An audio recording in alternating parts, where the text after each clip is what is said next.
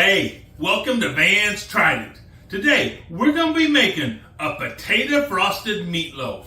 Now, if you grew up in the 60s or 70s and your mom liked to make recipes out of the women's magazines like McCall's and Better Homes and Gardens, there's a good chance she made this because this was really popular back then. But let's see if it's worth bringing back in today's age. So first we're going to have to start off with our meatloaf. I have here 1 pound of ground beef.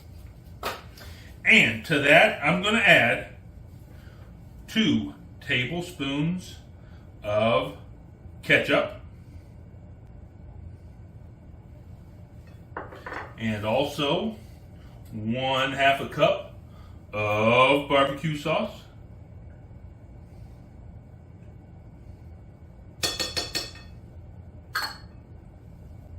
And to that, I'm going to add 1 sleeve of these butter round crackers.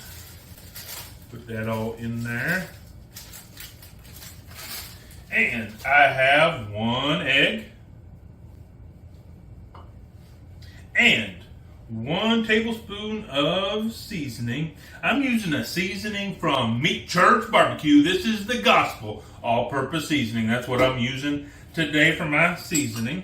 And then here I have a couple of small bell peppers, a couple of medium-sized jalapenos, and about 1/2 of a Vidalia onion. I have sautéed these up in some butter. And we got all that going along. Let me get some of these dishes out the way here.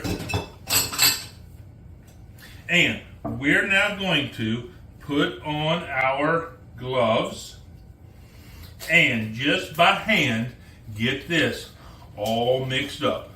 And hey, while I'm doing that, would you do me a favor? Go down in the comment section and let me know what was your favorite dish that your mom or maybe your dad made that came out of these magazines. Or now another resource that everyone used back in the day when I was a kid was the Better Homes and Gardens or Betty Crocker cookbooks, because cookbooks were really popular. In fact, when my wife and I got married and I would get home way earlier from work, because I went to work way earlier than she did, and that's fine. But I just started doing the cooking so I could have supper ready when she got home. And so I would get out the old recipe books and I would start just going down through there and making the different recipes. And then I'd mark them either with a smiley face or a frowny face, depending on whether it was a recipe I thought was good enough for us to try and eat again. So that's how I started off. And now I really very rarely will use a recipe book because there's so many resources online, like All Recipes. I get a lot of good recipes off of there that I have used over the years. Or right here on YouTube, where you're watching us, get a lot of recipes that I make right here off of YouTube, which is kind of handy because you get to see what people are doing when they're making it. All right, so I have this all combined up. We don't want to work it too much. We just want to get it just combined up. And then what I'm going to do is I'm going to take this pie dish, and that's what we're going to be making our meatloaf in. Ooh, got some trying to get away. That's all right. My surface is nice and clean. So we just pick it up and put it back together. Now, one of the keys when you're putting this meatloaf together is you need to leave some space along the sides. Whatever your pan you're going to cook this in, and it doesn't have to be round. You can use a square pan, a casserole dish, whatever you're going to do is fine, but you need to leave a little space around the edges. A couple reasons for that. One, we're going to need to be able to drain this grease off of here. But 2, we're going to be frosting it with mashed potatoes, and you're going to need some room to put that frosting down on the sides of this meatloaf. So I have that all ready to go, formed up. I have my oven over here set up and preheated to 350 degrees. We're going to put this in our oven for 1 hour, and then I will get back to you when we're ready to start the frosting. See you here in just a little bit. Okay, so I diced up and cooked 4 russet potatoes after I peeled them. And then what I'm going to do is I'm going to add into this some French onion dip.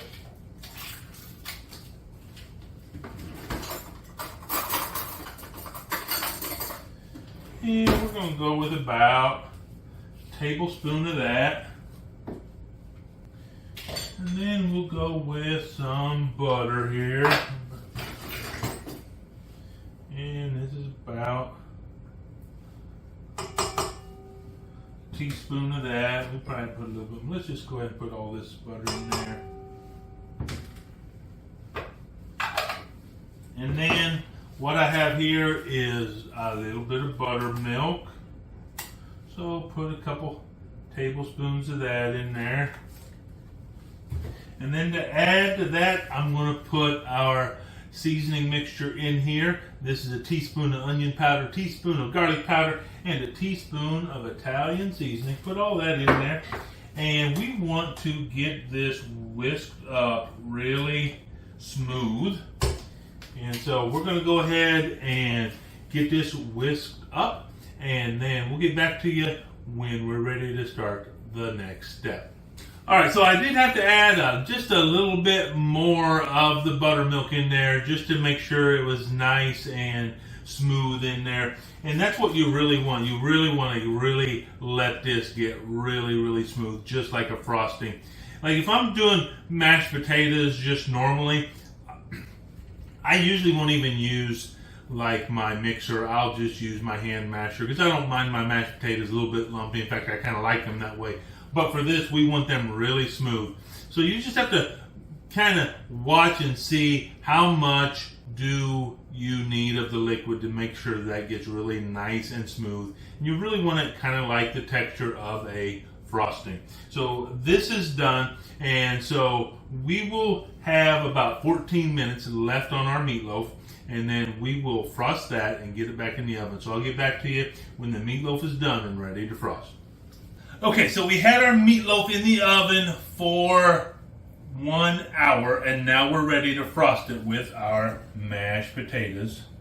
And so we're just going to start putting our potatoes on here and spreading it out, kind of just like you're frosting a cake.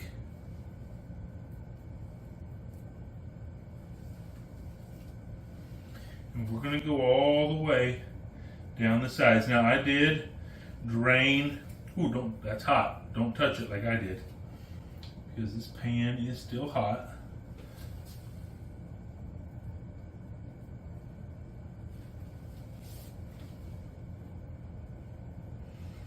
But I went ahead and drained some of the grease out of here. And we want a pretty healthy layer of potatoes on here.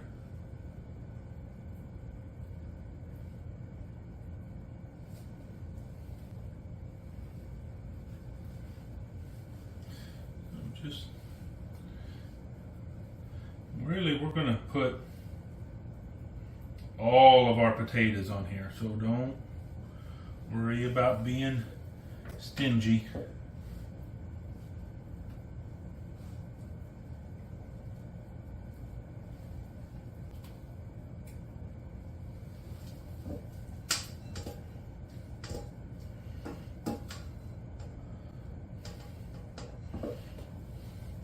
Just look for any place that looks like kind of a little bit bare. There we go. Just like that. And now we have some toppings we're going to put on here.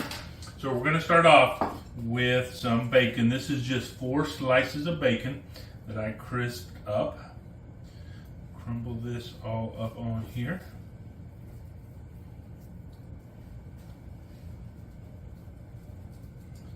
Just like that. And then I have some crispy fried onions. This just came out of the bag, kind of like what you find in the salad aisle. We'll put some of that on there. And then what I have here is just some cheese. So we're going to go ahead and just put some cheese on there too. It looks about right.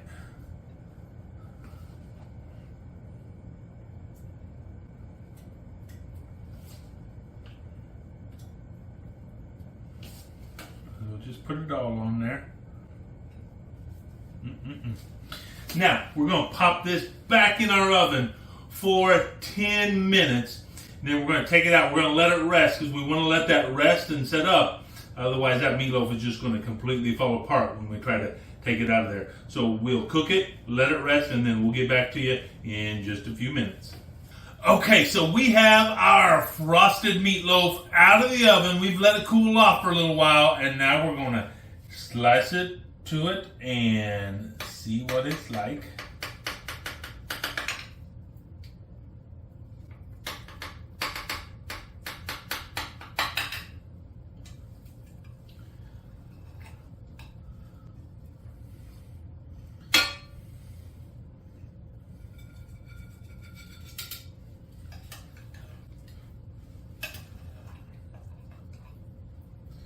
It did fall apart just a little bit, but that's all right. The longer you let it cool, the more it's going to hold together, but then again, the more you have let it cool. So, but here's the important thing. What does this taste like? Let's give it a try.